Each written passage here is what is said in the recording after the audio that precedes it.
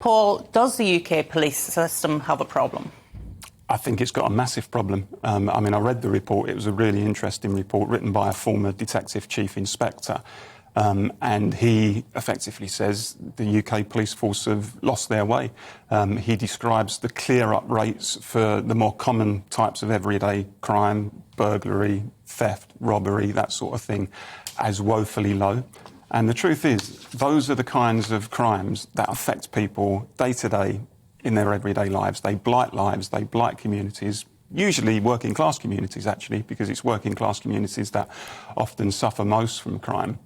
And the report confirms really that there's a perception among the public, and I think it's a fair perception, that actually the police have become too political. They've become social activists or social workers, and they're more interested in floating their kind of woke credentials than they are in tackling everyday crime.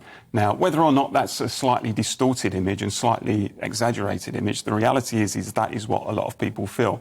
And I think when they see the police taking part in pride parades and dancing the Macarena and taking the knee and, you know, arresting army veterans in a high-profile case recently because he satirised the pride flag, I think that angers people, because people say, look, we don't want you to get involved in this stuff. We just want you dealing with the crime that affects our communities, and we don't like seeing you dance on pride parades. Stop it. That's not what you're there for.